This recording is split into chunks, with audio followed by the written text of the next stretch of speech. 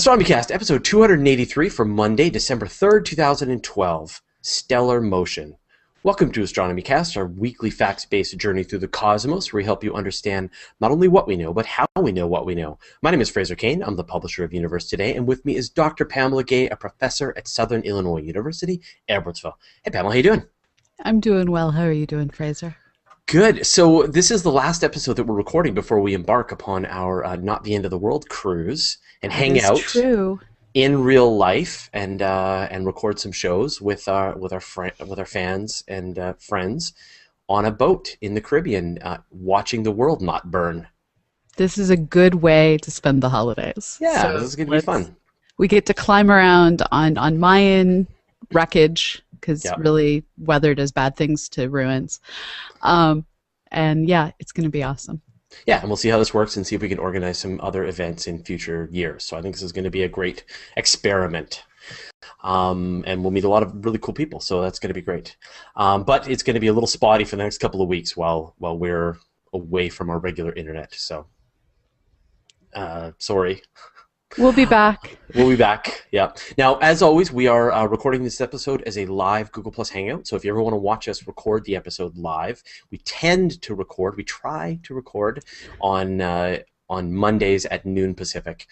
So you can, if you want to be able to watch us, just come to Google Plus or on YouTube and watch us live at those times. So, yeah. All right, let's get rolling. So our universe appears timeless and unchanging, the stars taking their nightly path across the sky. But over long periods of time, you realize that our local region and even the entire Milky Way is in constant motion. The constellations we see today could be very different millions or even thousands of years ago. Today we'll discuss stellar motion, how astronomers detect it, and how it's useful. So this is great. There was a book, I'm trying to remember, I don't even remember what the book was, but it was showing this example of like what the Big Dipper looks like today and what it probably looked like 100,000 years ago when early humans were walking around, and it was actually quite different, unrecognizably different. Well, so 100,000 years ago, we were on the other side of our galaxy. And so when this happens, some of the stars are orbiting with us, some of the stars are orbiting against us, some of the stars are going at vastly different velocities. And so things are constantly moving, constantly spreading apart, coming back together. Sorry, Pamela, sorry. 100,000 years ago, we were on the other side of the galaxy? Sorry, I heard 100 million. I heard 100,000. Yeah. So do you want to re-say that? Because it takes 220 million years for the galaxy. Yeah, no, I heard you completely wrong. So 100,000, we were same place. Yes, okay. No, that's true. So do you want to answer that one again? Yes, I do. Sorry, Preston. And everyone, you're watching how the show gets made.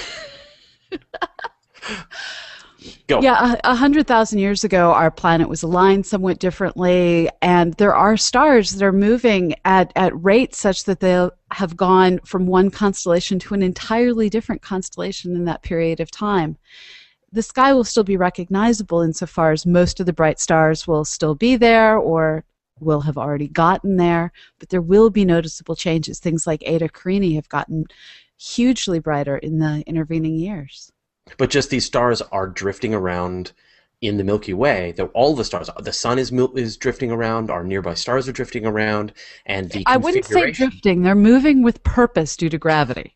They're following their gravitational trajectories around. But it's just, and that what we see as these familiar constellations is not the way it has always been, and it's not the way that it will always be. So, so what's going on? What happened?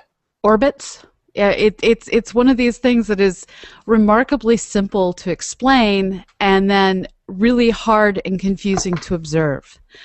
We have the sun is orbiting around the Milky Way. We have other stars are orbiting around the Milky Way. We all have slightly different orbits, some more circular, some less circular, some faster, some slower. And we perceive objects that are closer to us as moving faster through the field of view than things that are further away. And so this adds up to seeing stars like Barnard's star, which is about 6 light years away. It's moving 10 arc seconds or so a year. That's noticeable and completely observable. Other stars are slowly drifting, and it was such that, well, in the 1800s, we were able to look and see noticeable changes in how Ptolemy's stellar catalog appeared compared to how the actual sky appeared. And so, did the ancient astronomers have any idea that these kinds of motions were happening?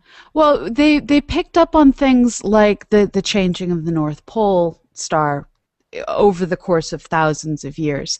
So I guess ancient depends on who you look to being considered ancient, but we have known for thousands of, well, thousand-ish years that our North Pole is slowly changing, and we've known for hundreds of years about stars actually moving across the sky. It wasn't until we started to be able to use telescopes and binoculars, however, that we were able to start measuring the proper motions of a lot of these stars.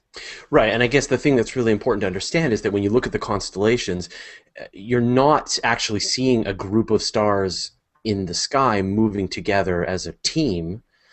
You're seeing stars that happen to line up from our perspective, Right. but in fact, these stars could be they could be 100 light years away, or if it's a really bright star, it could be thousands of light years away, and We you just won't don't see know. those motions. Yeah, yeah, and so, but you might see no, but the close stars might be moving, and they might be moving one direction, and the next star a little further back is moving the other direction, and so within a few thousand years, you're going to get these motions, and the constellation is going to kind of tear itself apart Right. over the thousands of years. So what kinds of measurements are required? Like, how do astronomers actually determine what is this motion of the stars? Well, we can actually measure using scientific instruments two different types of motion. One motion is simply the motion across the sky. So we refer to that as proper motion. This is Right. the motion that you see between different stars. It's how if you take a picture of Barnard's star every couple of years, you'll be able to see it slowly trekking across the sky. The other type of motion that we have is radial motion. So this is motion perpendicular to the plane of the sky. So we can't actually see that. It's like when you have an airplane coming towards you, all you see is this really bright light that appears to be getting brighter in the sky. Right. Well, with a star, same thing, except for the whole getting brighter part. But we can look at these stars using spectroscopy and measure how their lines appear to be shifted, and that shifting is largely caused by their forward or backward motion, so red shifting or blue shifting depending on direction. Right, they're taking into account the Doppler effect to actually get a sense of its motion. So when we measure the radial motion and we measure the proper motion, well, that gives us motion in two different directions. Vectoral math comes into play, and we can figure out, relative to our own solar system, the actual motion of other stars throughout the galaxy. Now, the issue with this is that's relative to us, and we're moving too. So a lot more math is required to start sorting out actual motions relative to the center of mass of the galaxy. But it's straightforward to measure. It's just complicated to correct everything. And so when you say it's straightforward to measure, what is the actual technique that's used to actually make these measurements? Well, it's two different techniques. One is called astrometry, and this is the act of very precisely measuring where things are located on the sky. The other is just taking spectra and measuring the Doppler shift. Now, it does get somewhat more complicated because to get at the actual motion, in terms of velocity more than just direction, you also have to start taking into account, well, how far away is that object? Because if you see something move across the sky and it's very far away and it moves this far, well, that sucker's speeding. Well, if you see it move that same distance and it's close to you, it could be going very slowly. So we have to figure out how to measure the distance to objects. Well, the primary way of measuring distance is you see when you go between one side of the sun and the other, or between one eye and the other. If you want to hold your thumb out and line it up with some distant object, if you go from only having your left eye open to only having your right eye open, your thumb will appear to move across the background. Well, if you move our planet halfway around the sun, the nearby stars will appear to move relative to distant stars, or more importantly, relative to distant galaxies that we don't see the motion of at all. So when we're trying to measure the proper motion of stars and we're trying to get at their distance, we now have this double issue of Earth moving, creating parallax, star moving, screwing up parallax. So you have to take multiple years of measurements to be able to correct out the star's motion across the sky to get only its distance using parallax. And this only works for the nearest stars. Mhm. When you start getting further, you have to start using other techniques. The error bars go up. It's a complicated process, but we can do it for some stars. Now, what is the range of sort of into the Milky Way that astronomers can actually use this technique to detect their motion? You mean in Proper terms motion. of... that's a question I don't actually know the answer But I to. mean, is it based on the astrometry? Like, it's based on how well you can use this technique, the parallax method, to actually get at the distance of a star. And Well, then I'm assuming, yeah, go ahead. So in terms of being able to measure their vectoral velocities, that's a different issue from just being able to measure proper motions. In order to measure proper motions, the sucker has to be going fast enough. So there are stars, we can measure the distances to them, but we can't perceive proper motions in them.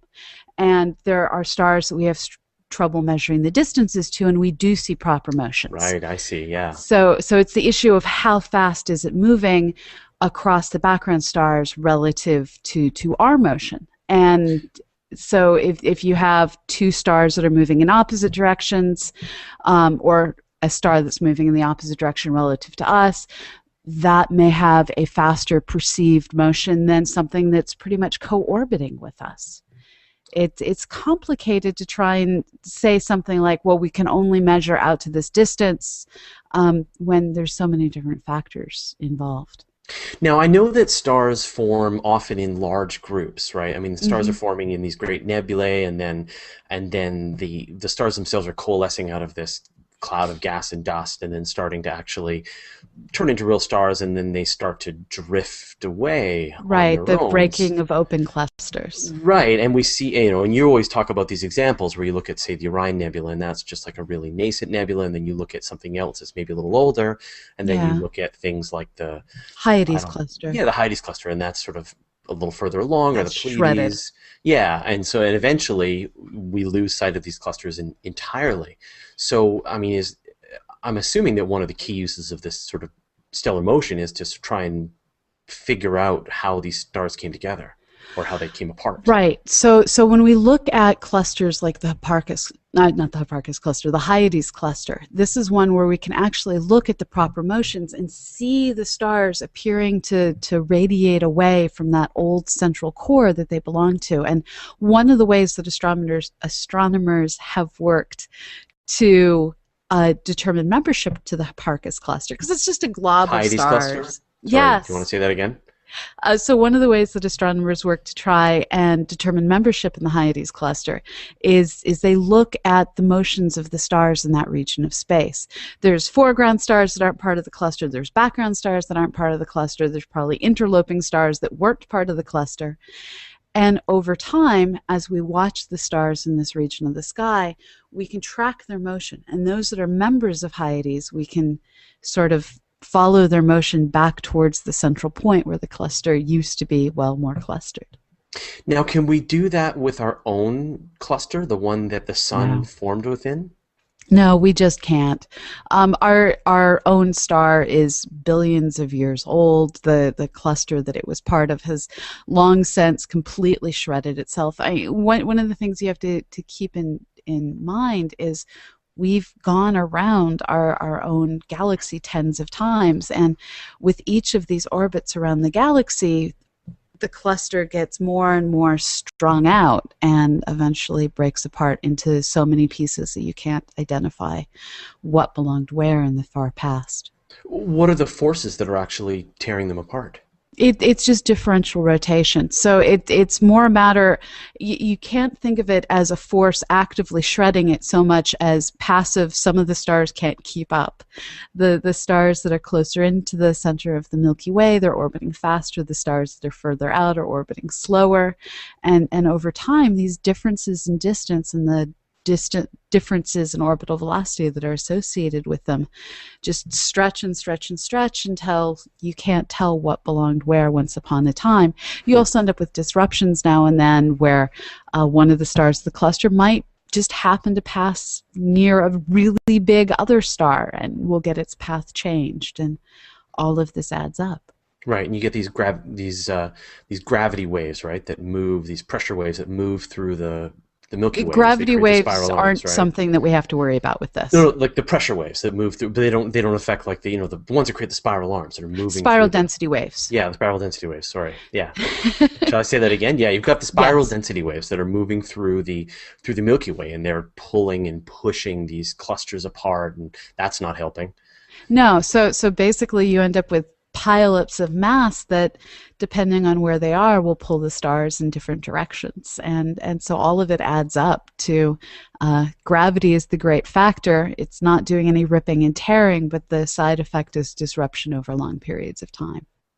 But do you think there might be, some advancement in the future where maybe astronomers can somehow combine, I don't know, looking at the signatures, the chemical signatures of stars that we see out in the Milky Way, and then maybe try to compute some kind of motion back to our neighborhood or to some common shared location to try and figure out our brothers and sisters? I think there's probably just a little too much chaos involved, too many different factors that can't be reproduced. But there are scientists who are actively doing high-resolution spectroscopy to measure the finest differences in composition between different stars, trying to say these are the stars that might have been born the same time we are.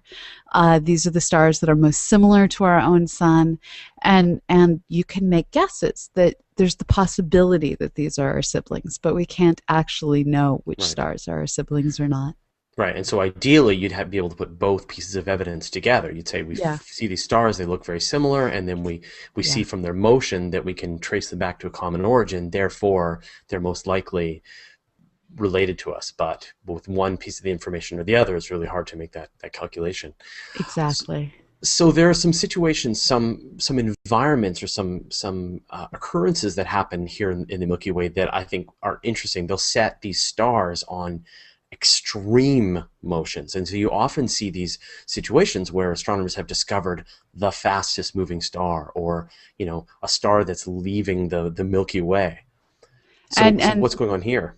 So we have three basic situations that end up creating high moving stars. In one case, you have supernovae explosions in systems that were binary, and one of those poor stars gets ejected and it flies away. Or you can end up with an asymmetric supernova, in which case supernova boom goes one way, star goes the other way. End up with an escapee. You can also have three-body motions, and we see this in globular clusters, we think, where three stars end up coming together through a variety of motions. One of them gets flung out, and so you end up with a system flying away there as well. Right, right. But I mean, what's just amazing to me is the velocities that are involved. I mean, you can end up with these situations where stars are kicked out of the Milky Way at significant portions, like, of the speed Thousands of of light. kilometers per Thousands, second. thousands of kilometers per second. Yeah, tens, hundreds of thousands of kilometers per second. It's crazy. And now, I mean, again, how are astronomers discovering these? Because you think it's like a needle in a haystack. You're looking at whatever, hundreds of billions of stars, right? And you're kind of going, oh, that one's moving really fast. Well, it's a matter. A lot of these are very faint, but you look at two images and then you get annoyed because one of the suckers moved, and a lot of the science we do nowadays takes two different images, you subtract them, and you look for the differences between these two subtract images. Things like high motion stars just pop out when you're looking at image subtraction. So this is one of the ways we do it, is two images over time, look for, well, they're often looking for supernovae, and in the process turning up high velocity stars. In other cases, they're looking for them, so looking in the vicinities of supernovae, looking for the original stars involved in the disaster. Globular clusters, it's more a matter of finding them via the math, trying to figure out what causes globular clusters to maintain their structure for billions of years. And looking at three-body interactions and the flinging of stars into more eccentric orbits, that appears to be one of the ways that globular clusters maintain their shape. And I think it's another environment where we see a lot of stellar motion, and that's circling the supermassive black hole at the core of the Milky Way. Right. So in this case, we can actually use what's called drizzle imaging. So you take a whole bunch of different images. Drizzle imaging? I've never heard that word before. It's just a method of aligning everything up. So you take a whole bunch of really fast images to try and, well, in this case, compensate for atmospheric blur, and then you stack them centroided on the brightest points. So you assume that all the points are kind of dancing in concert in your image, line them up, and you're able to see extraordinarily faint things that otherwise the seeing of the atmosphere would have blurred into oblivion. So using this type of imaging, this is also a process that they use for enhancing resolution in Hubble Space Telescope images. It's a really neat process. Magnify and enhance. Enhance. No. Enhance. No magnification, just enhancement. Just enhance. So using this technique, we've been able to actually see, and this was work done by Andrea Getz out at UCLA, to see stars orbiting the supermassive black hole in the center of our Milky Way. Now, what gets me is you've actually left out one of the most interesting stellar motions that an amateur can observe. But can I just mention that video of the stars orbiting the supermassive black hole, the video of that, that you can find animations and videos of it, it's one of the most dramatic. When you realize what it is that you're looking at, it is one of the most dramatic videos I've ever seen in astronomy, because you're seeing stars whipping around the black hole at the core, at the center of the Milky Way. It's unbelievable that they're making these, they're orbiting, they're making these elliptical orbits like comets going around this black hole, and you're seeing it happen in like 10 years. Like this is not taking a long time. You're seeing stars make these orbits in 10 years. Amazing. So if you have a second, and maybe we'll put it into the show notes, but by all means, search up these videos to see these motions. It's just something. So go ahead. Sorry. Yeah, the most interesting. More interesting than that. Proceed. Well, so I said that can be observed by amateurs. That can be observed by amateurs. You need like Keck to start observing. Yeah. The stars at the center of the galaxy. No, but with double stars that are actually variable stars. Some of these have periods of tens of years, and you can actually watch binary stars orbit one another over time. And this is another form of gravity moving things. But here you have the combined motion of two stars that are orbiting one another on the sky. And then that pair of stars, as they rotate, are going around the center of the Milky Way. So now you have a really complicated motion. But most of the time, the motion we see is dominated by just that orbital velocity. And there's another situation as well, which in fact our good friend Peter Lake actually helped demonstrate recently, which is you get this situation of this gravitational microlensing, where you've got stars moving, one star behind. Well, I'm going to let you explain it. You're the astronomer, not me. But, well, I don't think Peter was actually doing microlensing. He looked at a transit. So microlensing. Yeah, he was doing a transit. So which was awesome, but completely different. Microlensing is the case where we don't actually see what's moving at all. It's black to us. But if you get a small star passing in front of something in the background, its gravity can work to lens the background object's light in, causing a sudden brightening. In a few cases, we've actually been able to find planets this way, because first the star passing in front of the background object lenses, and then the planet in the background of the foreground star passing in front of the background object lenses. So you end up with this double spike that's quite interesting to look at. So sorry to break out of the show here. So Scott just mentioned in the comments, did you approach the rotation curve difference between orbiting planetary bodies around our sun and the way stars orbit in a galaxy? Does that make sense? No, no, I know what he's talking about. That's pure Doppler shift, not stellar motions. Not stellar motion. Okay, all right. So was there any other parts that I missed? Because I hope that was pretty comprehensive. So. Yeah? Yeah, I think we're good. Sorry, Preston. And people watching. So this is going to be a little bit of a short one. Okay, well then I think we'll wrap it up. Well, normally we go, 25 minutes, half an hour. Sometimes we run a little long, but I actually think we covered this one top to bottom, front to back. We covered all the stellar motion that a person can see. I got one question though, which is when, if you're taking astronomy in university or whatever, when would you typically learn all this stuff? Well, so it's the basics of proper motion because it's gravity. It tends to be like week 3 of the course. Oh, So, really? so yeah, Astronomy 101 is in many ways how you kill somebody with astronomy. So week 1 starts all nice and friendly, usually a little bit about the scientific method, Galileo and Kepler, dis Learn the on planets. Ptolemy. My very excellent mother just served us nachos. Right. Then you suddenly jump into electromagnetism, learn everything about the electromagnetic spectrum, and this order can get reversed. And then here is Kepler's laws, here is how everything moves in the sky. So yeah, within the first 3 or 4 weeks, you end up getting clobbered with electromagnetism, radiative transfer, gravitation, Kepler's laws of motion, learning how to use orbits to calculate this, that, and the other thing using eclipsing binaries. It is death. So you learn all You of are this not very, very selling this, rapidly. Pamela. So there's a difference You're not between selling taking this. This Astro is 101 and learning astronomy. I recommend learning astronomy. There's lots of other venues like us. right, right. But if you want to be an astronomer, you're going to have to punch your Suffer. way through Astronomy 101. So, Yeah. yeah, suffer your way through 101. Yeah, rite of passage. Well, fantastic, Pamela. So thank you very much, and we'll see you in person in like 4 A days. So week. this is great. Yeah. See you Friday. I know. All right, Bye-bye. bye-bye.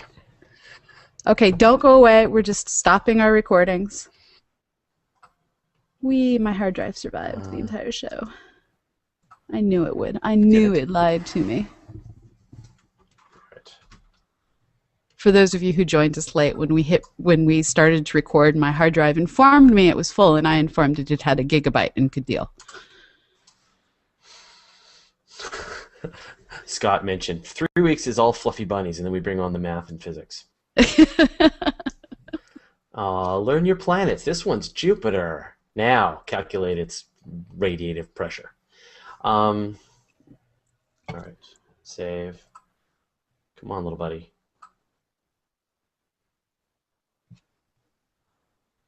Safe.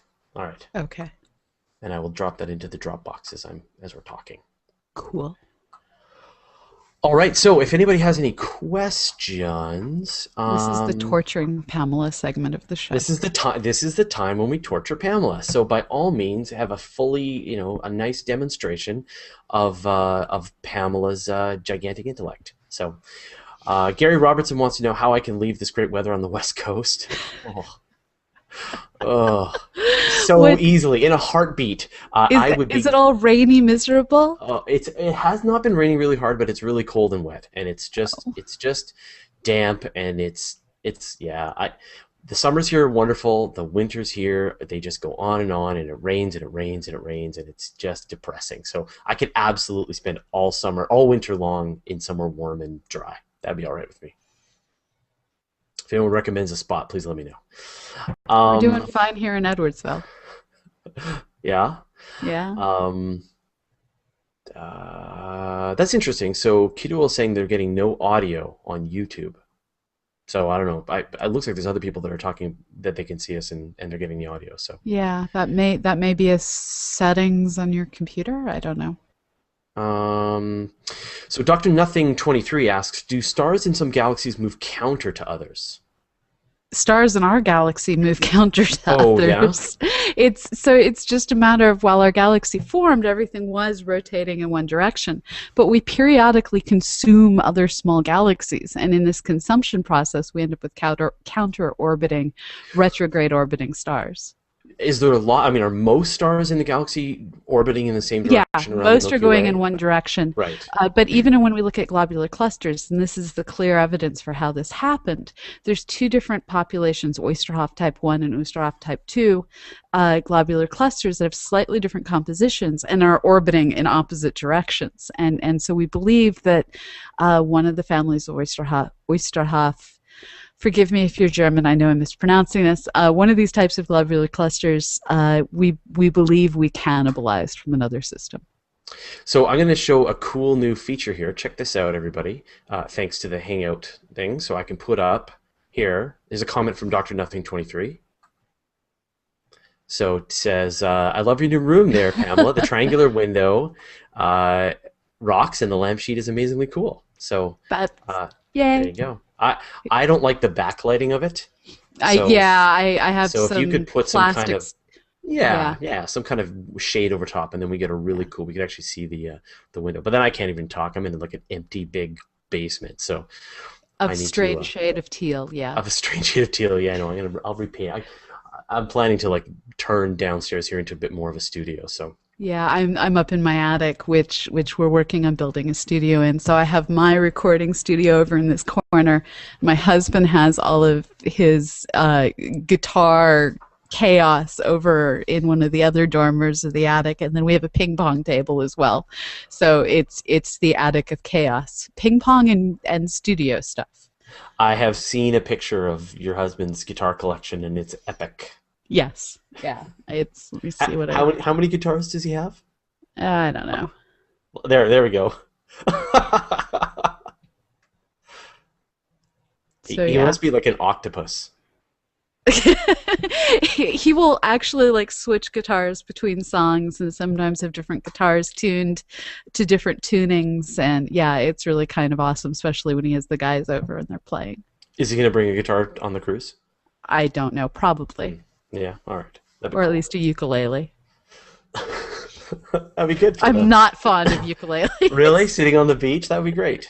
Okay, there may be. It's electric ukuleles in small spaces should be banned.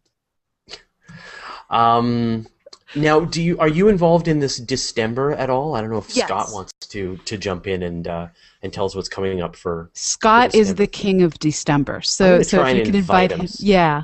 I'm going to try and He may invite Scott. actually. They were doing a mouse heart MRI Uh-huh. that sadly I had to stop watching because we had to record. Because it was Um, super gross. no, because I couldn't watch a mouse heart being MRI'd at the same time that I was talking astronomy cast. Oh, right. Okay. Yeah, But yeah, I mean, simultaneous. this is fantastic, right? They've been organizing all these really cool projects. So what have they done so far? Now there was a live event from CERN, right? There's Scott. There's We'll Scott. Here I am. let There's Scott Scott Lewis. What's decide. up? We're promoting all of your awesome Decemberness, and I'm just like total fangirl on December. I'll be taking part in events on December 11th with the Dawn team, but you've been the epic host of everything, and it's glorious. So I'll let you go ahead and. It's been an adventure, that's for sure. Yeah, December is this 12th month of 2012, and so we are going through with some people of the Google Science Fair and with Girl Start, which is this amazing group out of Austin, Texas, that focuses on K-12 girls, getting them involved into the STEM fields, at least get them interested in participating in a field where they're generally underrepresented as a Yeah. whole. So there's a lot of focus on just making sure everyone has access and opportunities to. I've had the opportunity of talking with their executive director, Tamara, and she's awesome. She's all about any field, get anyone interested in is possible. So yeah, we had CERN that Fraser jumped in on. There was Nat Geo, the San Diego Zoo. I did one with Erin Kane for her primatology and going over Diana monkeys in Cote d'Ivoire. I just jumped off of one with Chad Haney, who we did a live MRI of a mouse, and it was really, really cool. We got to see all the different slices of, not real slices. This is an MRI slice. So the mouse was alive. Image slices of Image living slices. mouse. Yes. No animals were killed in this process. They're actually made sure to keep it really comfortable. It was awesome. So we've just been going through and trying to get all the STEM fields out there. And so for any of you, which I'm pretty sure you are aware from if you're watching this, but STEM is science, technology, engineering, and mathematics. and it's to just celebrate and get a large amount of engagement into those fields where we wouldn't normally be able to go into a university's radiology lab to take a look at what they do, or see an extrasolar planet transit a star from 550 light years away. And we got to do that as well with Peter Lake. All a part of this is just a bunch of people from the STEM fields and Google Plus getting together and having a great nerd party, and it's awesome. So go back, look through YouTube. If you look through Scott Lewis's stuff on Google Plus, you'll be able to find a lot of these Hangouts linked. There's some truly amazing content.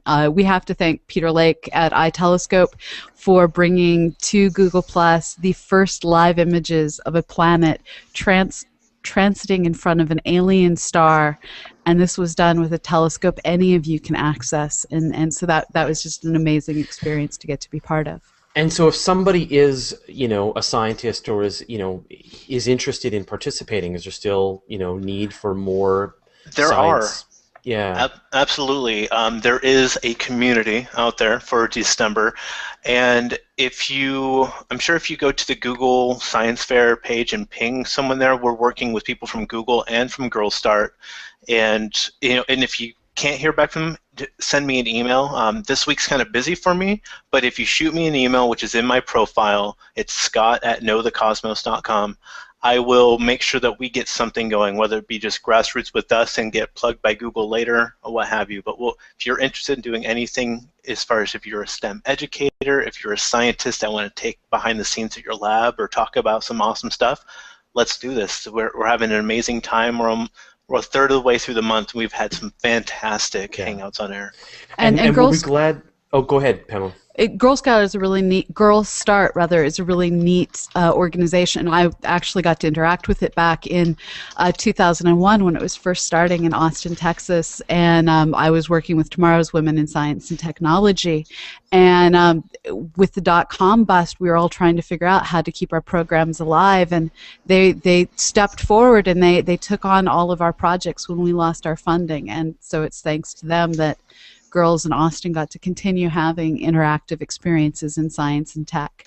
So and we're pretty clever with the technology and with the Hangouts and such. And so, if you're doing some kind of science, like even something you think is kind of inane, like sitting in front of, like doing gene sequencing or looking through a microscope or, doing something like that, we can actually kind of help you get it connected up. Definitely. That's kind of what I've been doing, is helping people out that aren't familiar with it. We've done the trial by fire, and so we've done so many Hangouts. We know how to we know how to hook multiple inputs in and video and all that kind of stuff. And so we'd be glad to help people figure out how to do this and just demonstrate in real time what it's like to be an actual working scientist and to work in your field. And so anything we can do. So if you're watching this and you'd like to get involved, contact Scott, me, or Pamela, and we'll try and point you in the right direction and get you set up. We're here. Yeah, absolutely. Well, awesome. Thanks for letting me plug that, guys. No problem. Thanks for jumping in, Scott. And actually, I'm going to go meet with our colleagues over at the Dawn mission so we can get them ready for their Hangout tomorrow. Cool. Awesome. So I'll see you guys later.